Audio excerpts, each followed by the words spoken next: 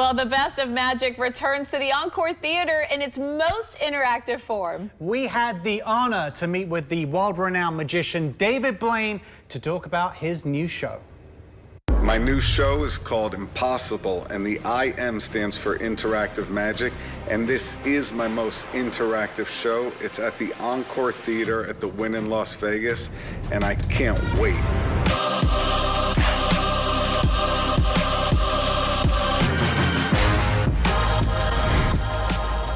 If I have you just think of one and then she's gonna find it, how about that? Any card? Well, I'll show them to you. All right. It's her deck, by the way, but it's missing me. Well, it's missing some. Yeah. And look, I'm not looking at him. Did you get one or should I try it again? Yep. She's gonna find your card. All right, okay. You're a magician now, Jessica. Oh. I think so. So the way to do it is you're gonna just choose one. Take one out, don't look at it, pull one. Okay. Yeah, don't look at it. Okay. You're thinking of a card? Mm-hmm. She's holding your card. All right. Do you want me to tell you what my card was? Should I tell you what my card is? Or do you want me to wait? Show. No, that's not the card. It's not it? That's not it. What was your card? 3 of hearts. Turn it face down for a second. You can see it. Hold it near. Now she's holding your card. No way. No way. You give 3 of hearts? 3 of hearts. She's holding your card. I'm scared. Queen of spades turns into Oh no, Queen it's of not. spades It's still Queen of Spades. No, I'm saying she's holding your card. The queen. See in her hand, she's holding your card? Yeah. The queen. The 3 of hearts. You guys getting that? What I love is the fact that you started off with street magic. That's when you exploded onto the consciousness of everyone on the planet. Yeah. And now you are doing these incredibly big productive, stage shows. Right. Where did the translation, or how was the transition from doing that? The street up close to a big stage. So long. Yeah. Because I wanted to figure out how to translate something that would generate the same reactions that I love on stage. So I had to come up with things that were shocking, magical, but also play to a large room. So that took like 20 years. 20 years? Oh my goodness. Yeah, that's how long it took me to build the show. I started building this show in about 2011, and I would just take one piece and I would play it on a stage, and then I would do events all the time. I'd get booked for parties, and I would do one piece on stage, and it would fail, but the rest of the magic was the stuff like this stuff.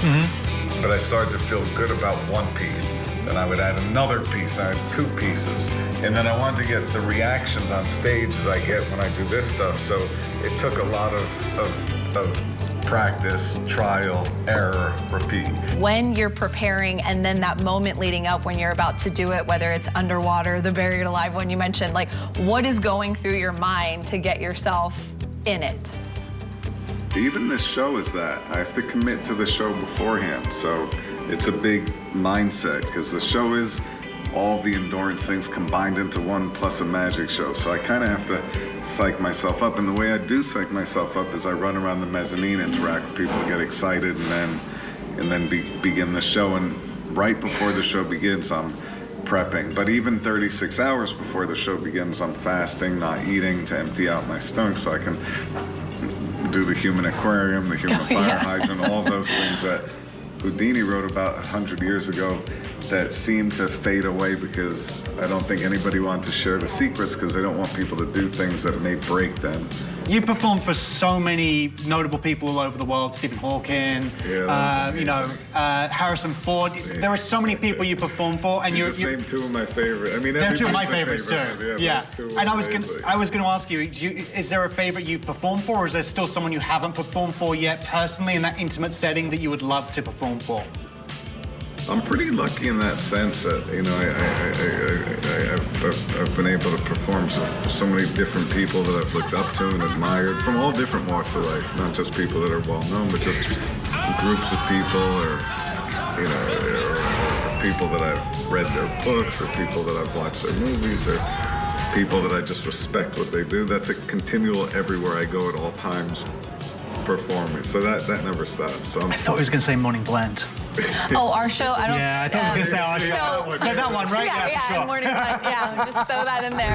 How do you manage Yeah. to keep your shows so fresh, like, and adding new things every single time? just always trying to make it better, always trying to improve it. Gosh. And So here, I'll show you. Like, All right. here, look, here's the.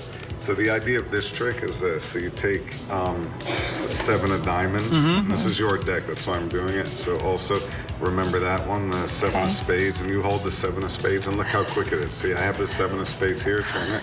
7 of diamonds? Yeah. What the? Is that the obsession? Is that, you know, getting better, getting quicker, having people getting closer and closer, having them touch cards? No, it's just the way they feel, and then I love the reaction, I love the performance. It's good for math, logic, communication, science, it's everything. If anyone hasn't been to the Win, they need to get down You gotta there. check it out, because it's stuff like this and way bigger and way more than you can expect. Wow. But we appreciate your time, We David. do.